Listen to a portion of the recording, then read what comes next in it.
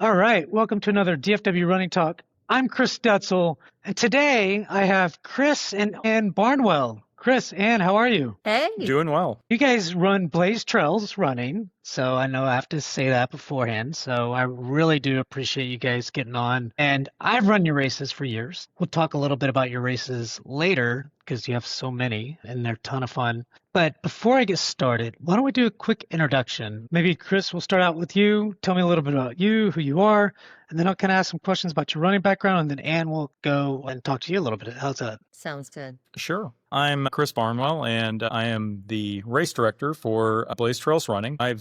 Just to tell you a little bit of background about myself, I spent a long time in a technology-related career before getting into race directing, over 25 years doing that kind of stuff, and eventually got burned out and moved into this. Now, the way we got into, or at least I got into this in general, was from running. I was somebody who got into running a little bit later in life. Didn't really do anything competitive until I got to be quite a bit older. But prior to that, I think right around the time I turned 30, I started doing a little bit of light running. It was like run walking. My background is that I came from being quite overweight. At one point, I weighed about 245 pounds, and I went to a doctor who had said that I needed to lose weight. And at first, I just said, he doesn't know what the hell he's talking about. And I was, You didn't I'm not know really. that you had to lose weight? Hey, there's a period of time whenever you're in denial, I'll even though send the you a photos. picture, Chris. I You mean, should Send have. it. I should have. No. But, That could be the you kinda- main pick.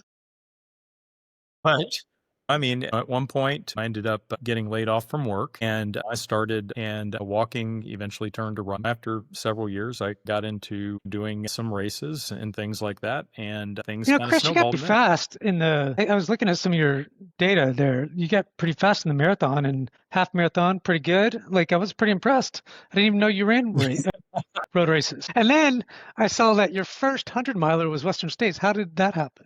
How did that happen? So, to continue the story there, the way that happened was I'd run, let's see, in 2010, I was training for my second marathon, and I'd been going through a divorce earlier that year, and I was running with a guy named Ed Stoddard, his wife is South African and Ed's Canadian, and they had lived in South Africa at one point. And so Ed, was, after we were training for our second marathon, he came back next year and said, "Hey, I'm moving back to South Africa." And he's, "You know what? You should come run Comrades." Well, And that's what he said, Comrades. And I took it seriously and said, "Yeah, why not? Definitely should go run Comrades." I wanted to go and run a race in Africa anyway. And there was one that I was targeting, but I said, "You know what? Let's do this one instead." And so the next year I signed up for and ran Rocky Raccoon 50, because before spending all the money to fly to South Africa and everything, I wanted to just see what it was like to run a 50 miler. And so, and so for those that don't know, Conrad's is like 60 something miles. And so there's also, from my understanding, a downhill and then an uphill depending on the year you run it. Yeah, it's an 89K race, so it's about 56 miles. Oh, 56. Okay. And yeah. Yeah, and so the year that I ran was a down year, and that's that. Just to go into it without going into a lot of detail, Yeah. It's a bit of a misnomer because they say it's a down year, and I guess it is net downhill, but that doesn't mean that there aren't some climbs. There are. It's nothing like any of the trail races that you'd run, but they're pretty substantial compared to your average kind of road race. And like I said, I'd run Rocky Raccoon 50 that year, and back then you could qualify to run Western States on a 50-mile race. And so I had a time that they qualified me to enter the lottery, because I think back then it was you had to run a 50 miler in under 12 hours. And I think I ran 9:38 at Rocky. And so that was what I used for my qualifier. That's pretty awesome. A 50 mile, your first 50 miler, you're getting 9 hours or something. Sounds pretty good to me. All right. So, Anne, let's talk a little bit about you. How did you get into running and where'd you start and all that kind of stuff? Sure. So everything you've heard from Chris, I'm completely different, except for one thing. And that was, so I started running probably around the same age as him. I was in my early 30s, and let's face it, running is a great sport. When you have young kids, you can put them in a jog stroller, you can run anywhere. It's just easy. So I did start running at that point, but it was if I can't go to the gym, I'll run. Hmm. And so I started very slowly. And then, very similar to Chris, in my early 40s, I went through a divorce. And that's when my running, and it was slowly building, but that is when I really went into high gear. There were times when I would run twice a day, just purely out of, if I don't go running, I'm not doing mentally well. And I would just go running. And that's how I got into it. And eventually I would never consider myself fast, but I did okay on my half marathons. I have only once gone past a half marathon. I've done a 30K, Bighorn 30K in the mountains. It's not an easy 30K. No. I Anytime in the mountains, trained it for, can be easy. yeah, I trained for a marathon, but it was the marathon, it was the Cowtown year that they had to cancel the marathon. We did And the half. I decided it was God's way of telling me not to run a marathon. And I have never run a marathon. And I'm here to tell you, you can live a happy, fulfilled life and not run a marathon. You don't have to run 100 miles. So Agreed. I always think that's really good that people understand that all distances are wonderful distances if it's what you want to do. Completely agree. Yeah. Besides the races, and I'm obviously very involved in the races, I still work a day job. I work in communications for a financial services company. So if you ever email us during the day and you think, why isn't Anne emailing me back? It's because I'm actually working my day job still. You're working your real job Balance. and then your other job. Yeah, exactly. And what's Exactly. if you were to say one of your favorite races that you just really enjoyed, and besides the ones you guys put on, if you were to say, and we'll talk about your races here in a minute, but is there one specific that stands out? I'll go with my half marathon PR, and it is a road race, but that's Grandma's. I Okay. love Grandma's at Duluth, Minnesota. It was actually this last weekend. I heard that this year it was hot. That's what I Our heard. year, it was, I mean, it's in June. I was so cold. I was shaking after the race. It is my half marathon PR. It will forever be my half marathon PR. We can etch that time in stone. It's not going to get faster than What was that that. time? It was 1:54 and 22 seconds, I think. Again, nothing wild and crazy fast, but I was pretty darn happy with it. And that's Course. really all that mattered. I think time is very kind of personal, right? Think about, look, we all want to try to PR and do better in different races and do different, but at the same time, when you start comparing yourselves, it's just not right because we're all in some different category or different level, right? Yeah, I want to get faster. I want to run this specific time in the half marathon, but just because I might be faster than somebody or slower than somebody doesn't mean it doesn't matter. Oh, that's right. To be honest with you personally, I have more fun trying to compete with myself and just trying. Yeah. It's great to run some of these races more than once just to see Yeah. where you're at Yeah. relative to where you've been in the past. It's cool. So one of the races that, for me, my favorite race that you guys put on is Rockledge Rumble, and I've probably run that 5 or 6 times. I don't know exactly, but the first time I ran it, ran really fast. I was really young, early 40s, 41. I don't know, 50 now. And the last time I ran it was probably a year or two ago, and I thought I just killed it. I was like, man, I did okay, and it was the 15K, and I was 4 minutes slower. I was like, no way. Yeah. Age does. I'm going to say, don't compare yourself to that early 40s, Chris, there. I have that all the time. It's too easy to do. It's too easy. And I felt like I was in just as good shape or better. And maybe I was, who knows? But something I thought was interesting. I was reading a little bit about the two of you, and you met at a running group, LeGras, right? Yes. And I see you guys there every year, or every year we go. We do they have this thing called the double. And so Double trouble. yeah, we don't go every year, but we went, I think last year and saw you guys, and a couple of years before that, I think I saw you again. So there must be a special time. I mean, So Double Trouble was actually my first exposure to Raw in 2008. Just was looking, and this was actually, I decided while I was going through my divorce, I'm going to run a race every month. And at the time, that was a 5K or a 10K. And I ended up doing that race. And at that time, people were talking to me about, why don't you join that? I still waited a little bit. It is intimidating to go to a running club. I think 100%. we've been in a club for a while. We know what it's like and we're comfortable with it. But I think we have to remember it's a really intimidating experience because you are basically presenting yourself to a group of people and saying that you are a runner. And I didn't at the time, the longest since I think I had run was a 10K. And I show up and there are people talking about these 50 miles and 100-mile races. And it was hard. Overwhelming.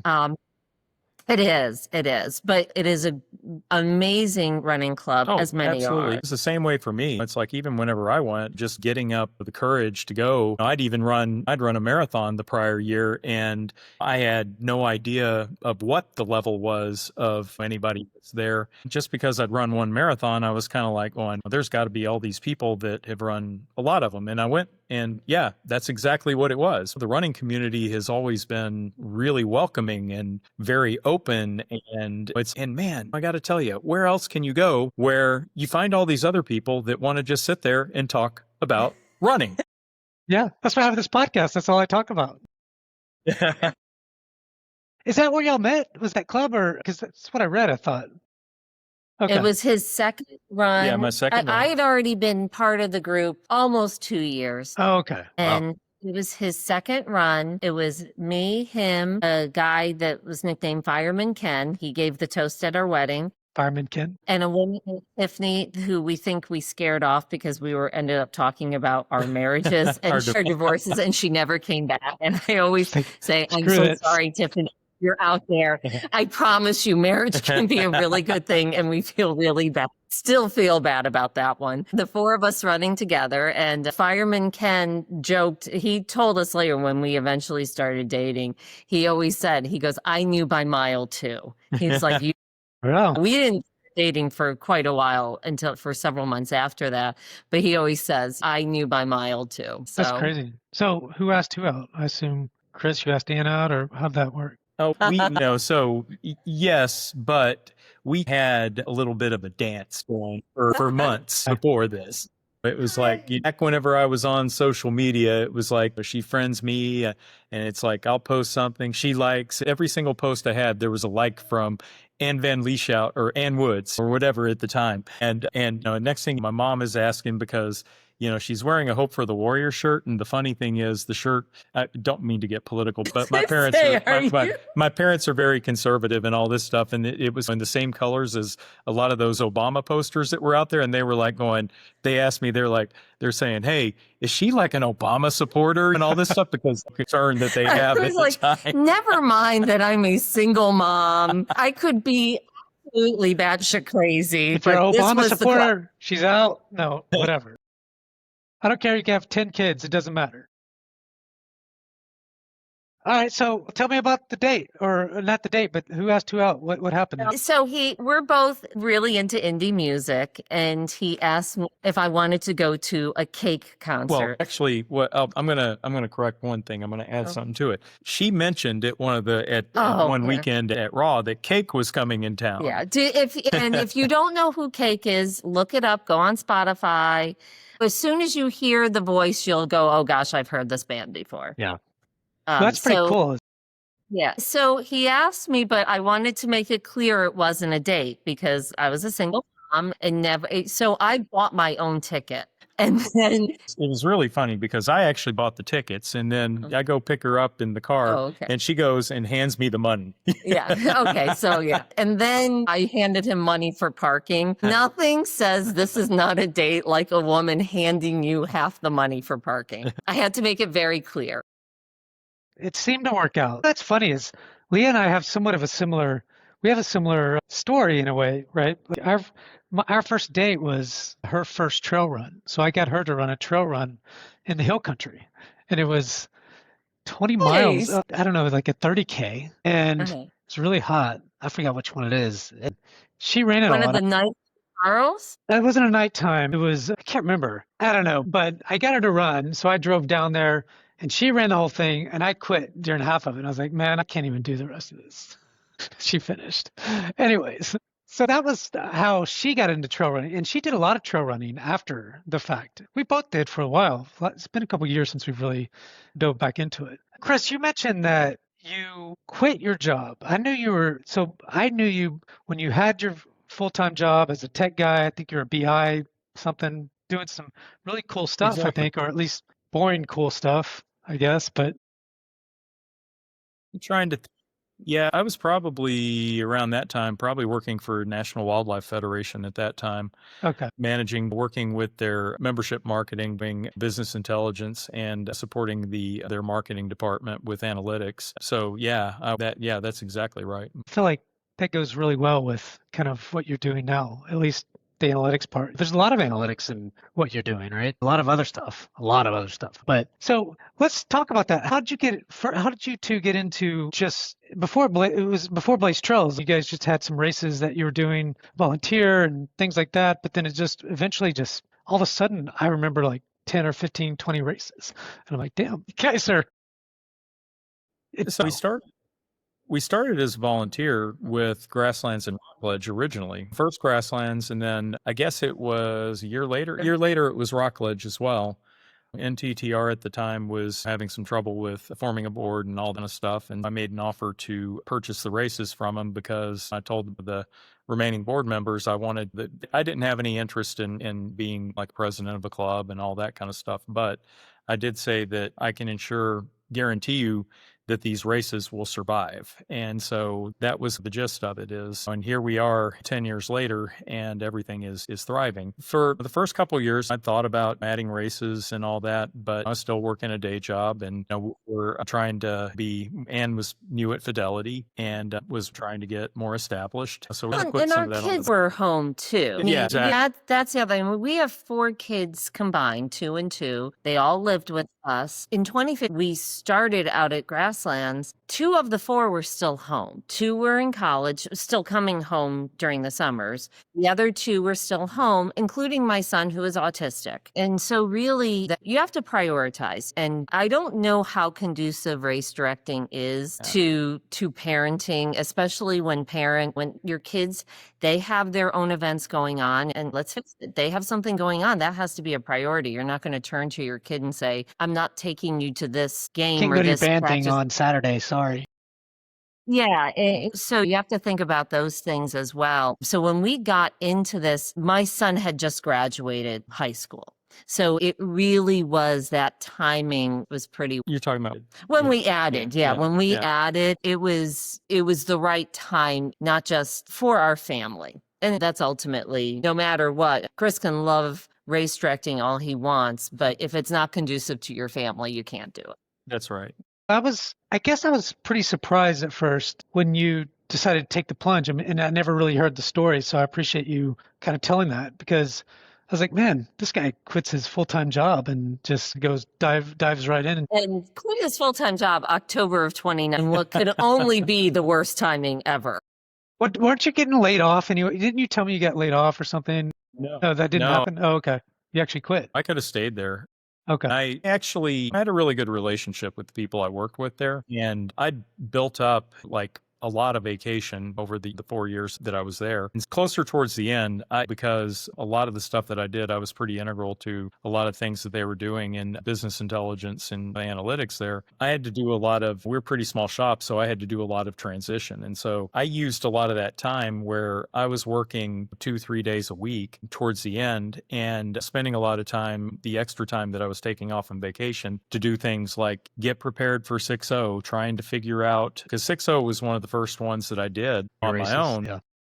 Yeah, and so I spent a lot of time out at the ranch out there, just going out and finding the trails that are out there and rediscovering some of the trails that had overgrowth and all that kind of stuff, trying to figure out how I was going to put together a good course for a run course out there. And it wasn't just there. Lake Murray was another one. I spent weeks out there, and because a lot of people don't really know this about Lake Murray, but they probably have close to 40 miles of trail out there, and some of it's better than others. And I pretty much went over pretty much all of it and had to try and figure out a way to make a course that actually made sense. And Lake Murray's hard as hell. I've done your Lake Murray one too. I was like, God damn. I really found it was hard. It was fun, but I found it was pretty tough. when I did it. It's a challenge. It's a deceivingly challenging race. So you're not going to get like a lot of vert in it, relatively speaking. It's not that much more than Rocky. It's got some pretty technical stuff in there compared for this part of the country. It's not, I don't know. It's all relative, I guess, but it's deceivingly challenging. So I have a question and I'm just curious. So you get 6-0 going. What does that encompass? Like to just start a race from scratch. You say, okay, this is the place. What do you got to do? What's all the things that you have to do that people probably don't know? Unless your volunteers are helping doing stuff. I mean, it depends on the place. If it's an established trail system, a lot of times it's pretty straightforward because you go to some places and the trails are what they are. But if you go to a place where, there's not quite as much traffic and things like that, you have to spend a lot of time out reconning and looking at the terrain and trying to figure out where, especially at 6-0, it was a lot of hours just trying to figure out where the trails were, because nobody had really mapped them out other than on a hand-drawn poster board that the ranch owner had out there, or she still has it out there. She's all, but it's for anybody who's technically inclined, it's a lot easier to have something in digital form. I had to go and spend a lot of time looking at trails because when you get on a piece of land like that, or even at grasslands, you have a lot of cattle trails and things like that are out there as well. And it's trying to figure out what is the actual trail and not just some game trail or cattle trail that's out there can sometimes be a challenge. Sometimes I've been doing 6-0 now. This will be, I think, the 6th year. And sometimes it actually plays to your advantage because we've had a couple times where I've had to do bypasses out there because of one reason or another. And sometimes the cattle trails can be useful, but really it takes a lot of time. Takes a lot of time going out, reconning, going back, sitting down, looking at your tracks. In a lot of cases, in my case, I'll go back and I'll edit tracks and try to figure out every single segment that I've been on and the way that they connect.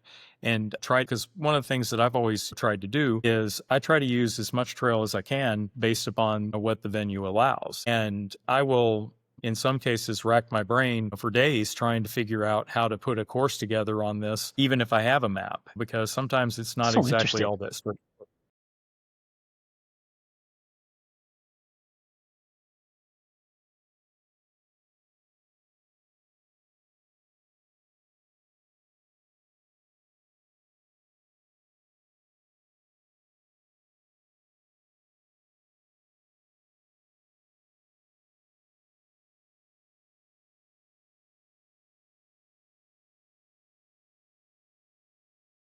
Yeah, just that's things like that in different places. I was trying to think of the words.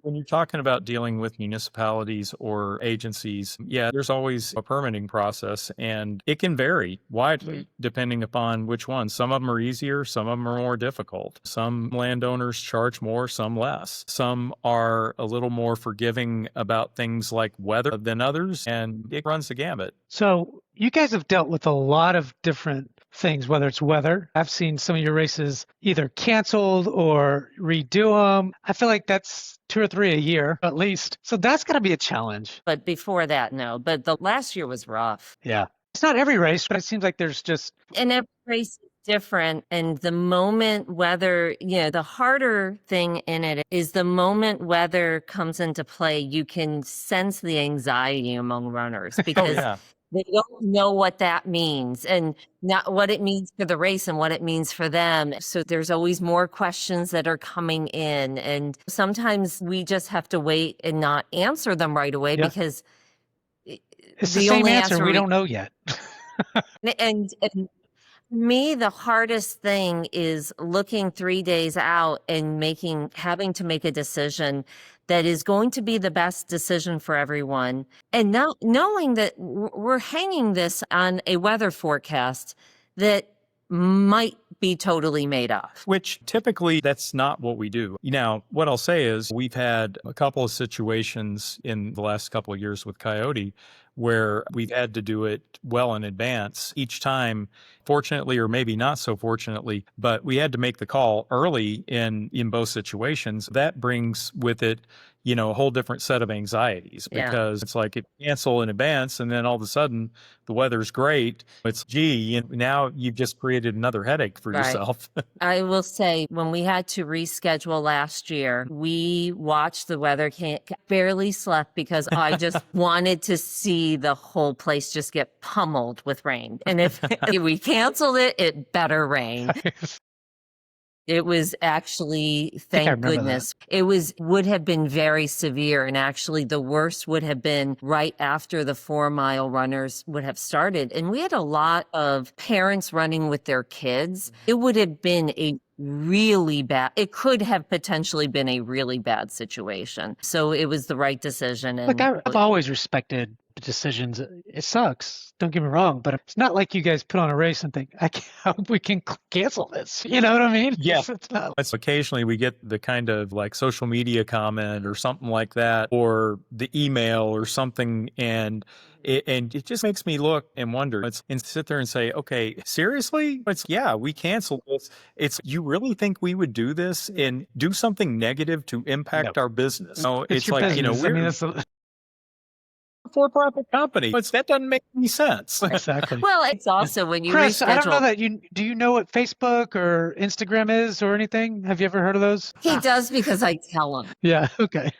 I'm just messing with you. There was a time whenever I used to be on, but anyway, I'm not going to get into that. Yeah. I figure there's a reason. Wow. Every once in a while he jumps on and people are stunned. I know. He has an official profile. You can tag him. No, He won't see it. I've seen his Facebook profile anyways. I don't know if you have an Instagram or not, but sorry, Ann, what were you going to say?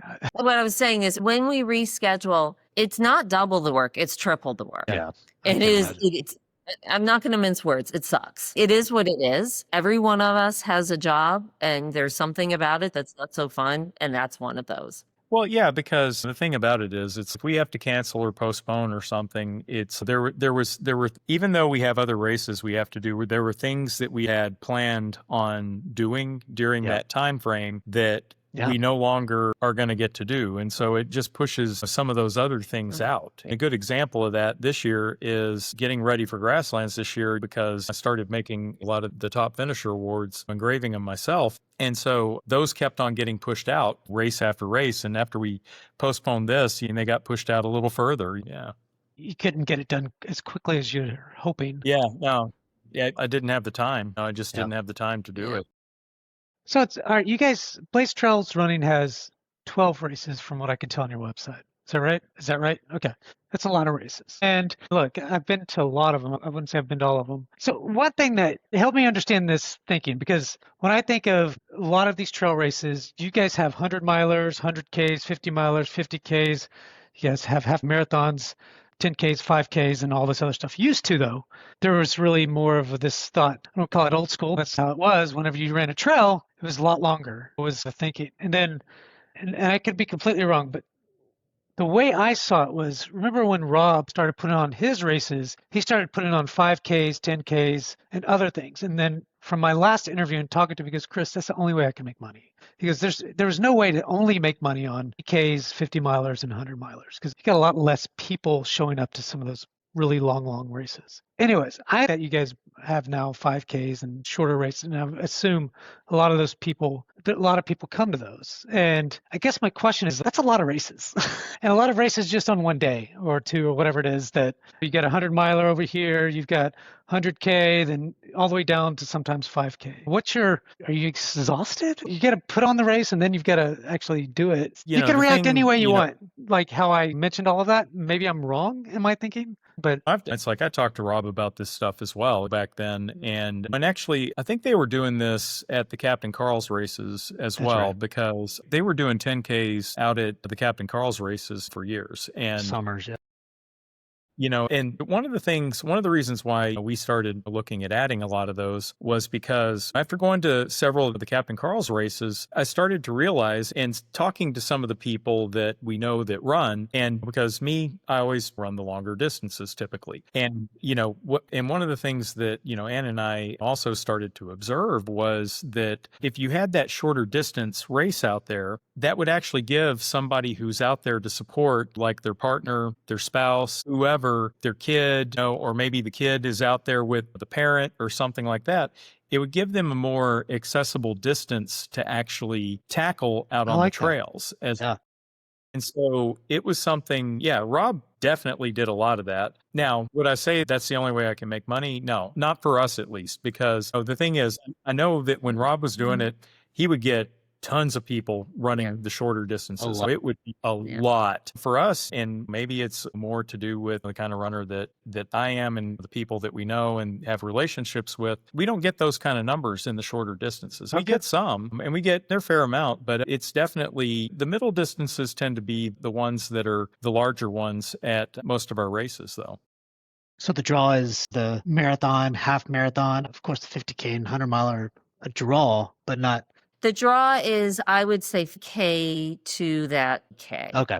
That's really, and then don't get me wrong, Grasslands, we had close to 100 people register for Grasslands 100 mile. Dang. Though that distance is really coming along as well. But the 50 mile is big at that one too. That Grasslands is just a big race though. So when y'all think of COVID, right? Like it feels like that kind of shut down everything. And I'm sure that was a very difficult time for you guys, especially since you decided, hey, I'm going to go full time in this thing, and then everything shuts down. Probably gave you some really good time to think about what has that been like since after COVID? In some races, I'm seeing running. I saw running before COVID skyrocket, went down a little bit, but then I see it skyrocketing again. It's crazy again. You literally have 50 or 60 running groups out there that just, you can't even count them these days. I don't even know like all the running groups out there, which is good. There's just one running group called Run It Up, and they literally have like hundreds. There's dancing, they're partying, all kinds of shit. Like, I don't ever have that much fun when I go to my running group. Theo, we have not made it out there yet. I have so much respect for what Theo has done with that group. He has really done a great job there. For sure.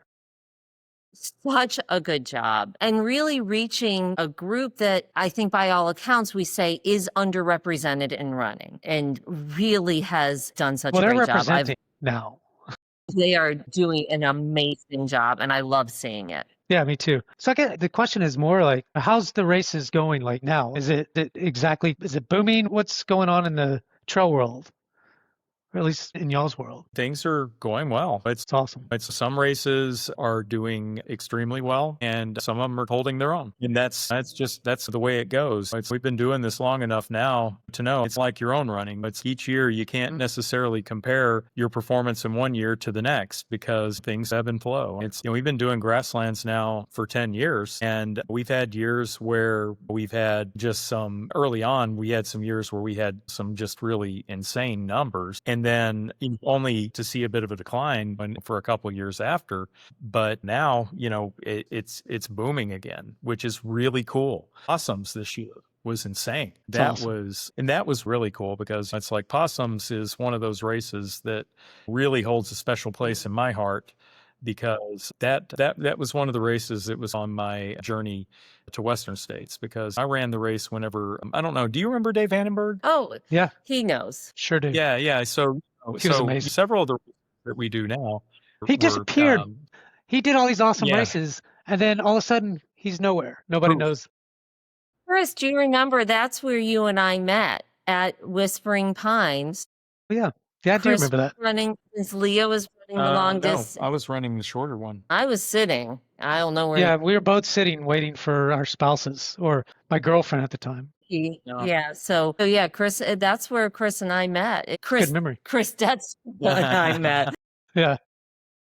At Whispering Pines. And that was 2016 or 2017? Yes. I feel like it was. It was 2016 at least because, and the reason why I know this is because 2017 I ran into Lee out at Boston after running Boston. That's right. Yeah. because I didn't really, that was whenever I first started to know y'all then. Yeah, she's done 12, almost 13 now. So she's, That's insane. That's Yeah. awesome. She's done an amazing job That's on incredible. yeah, it's crazy to kind of look back at what you're seeing. And because that is where I first met you. And I remember sitting there and I think you offered me a beer. And I was like, yeah, thank you. that. That was like something I would do. No, you did. And I was like, so that's when we first started getting into trail running. Like I said, I ran a few before, but we started to do more of it. And it was cool because you'd sit down and somebody would offer you a beer. And I was like, oh, that was really cool. And I remember telling Leah, go, this woman, Anne, she just hands me a beer and she goes, yeah, that's Chris, that's her husband or whatever. I was like, no, I didn't know. But no, it's just the trail community has always been, in my opinion, dear to my heart. I've always enjoyed it, and it probably always will. I need to get back out there and to do a little bit more. So, what races do you guys have coming up? What are you excited about, and what's coming? So we do enjoy a little bit of a lull at this time, Good. which is nice with the heat. Chris gets to go to Colorado and he does trail work for the Hard Rock 100. But our Just have to next go do race some is more work. Blazing Sun. Exactly. So our next race is the first weekend in August. It's a night race called Blazing Summer Sufferfest. We believe in truth in advertising. It's going to be hot. Like 7 or something. It is at night.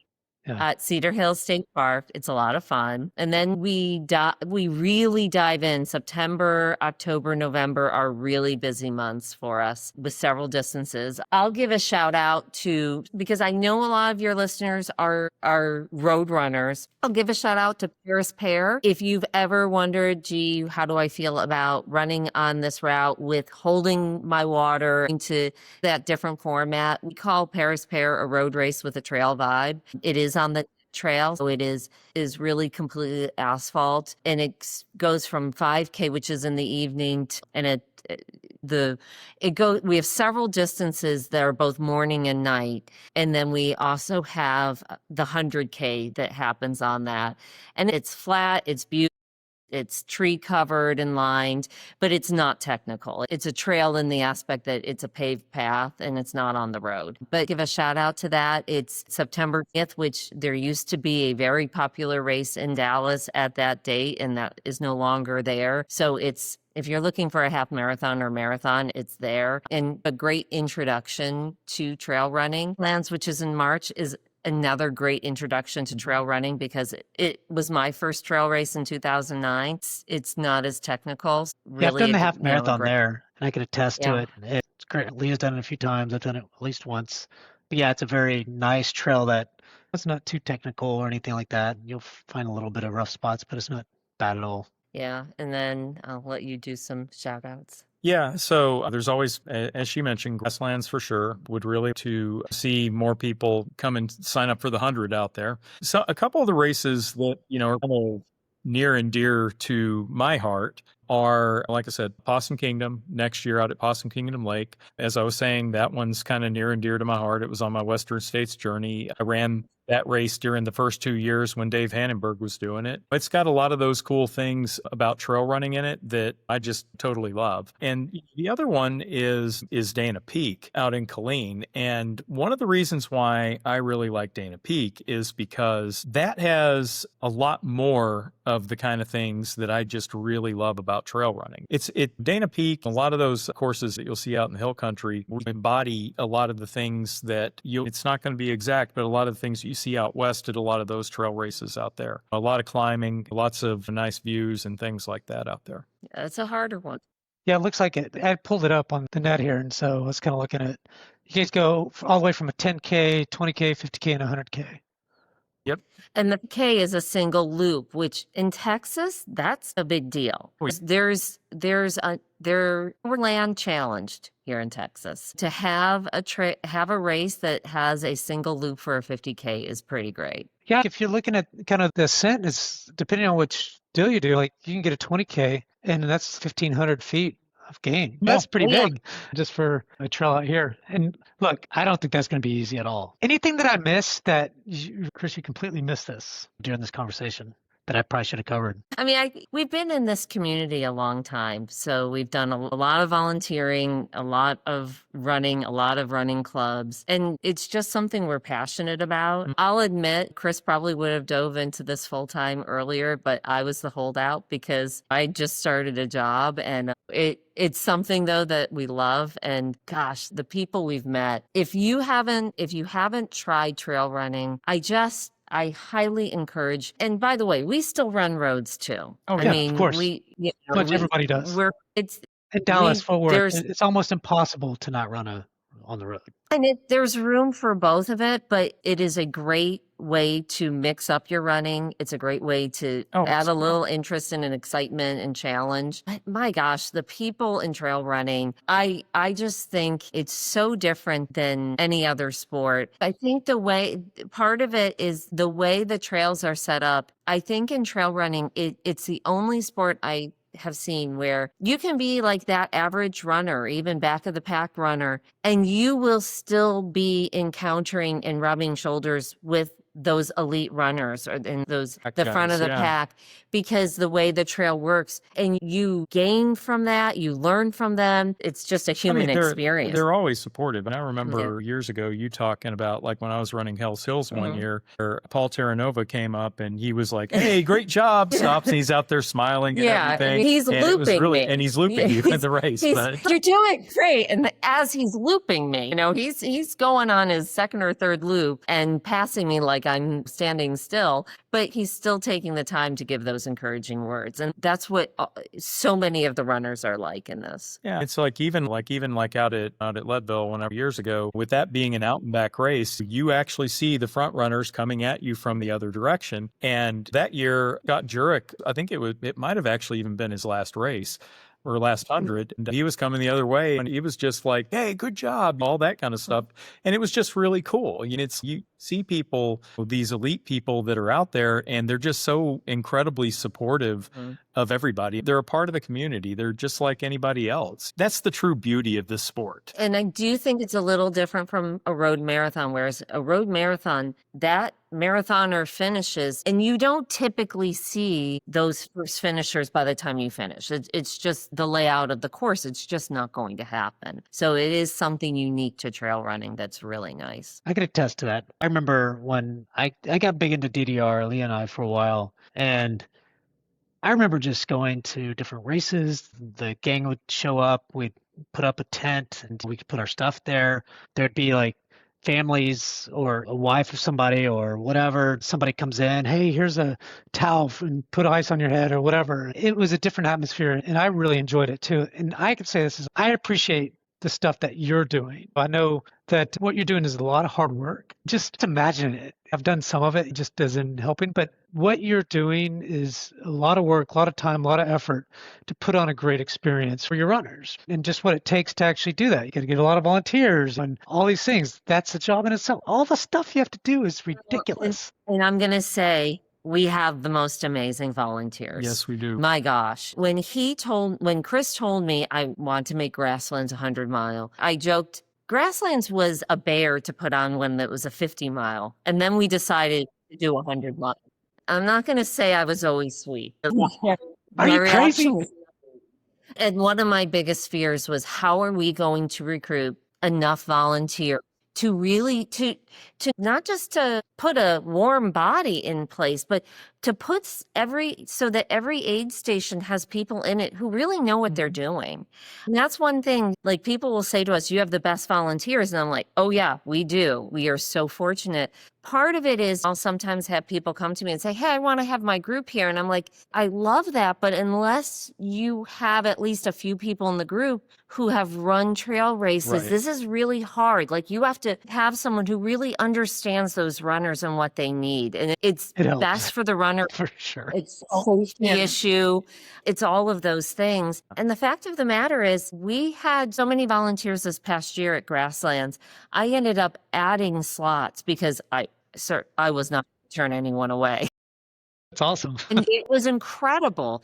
But ultimately what it was is that People just wanted to be part of helping their friends, helping a fellow ultra runner meet a goal. We were blown away. And we really do at most of our races at some point in the day, especially those long ones, we just kind of look around and go, holy smokes, It's amazing. Like, yeah. how lucky are we? And we really do feel that way. And how lucky are we to have you guys that run these races, that put these races on? So no, truly, like I respect what you guys do and have for a long time. And it's been really fun to watch you guys grow and do the things that you're doing. I know I wanted you guys on earlier, but really it's probably a perfect time because now you're resting for a month-ish and then you get right back into it and then you don't stop for another year. That's right.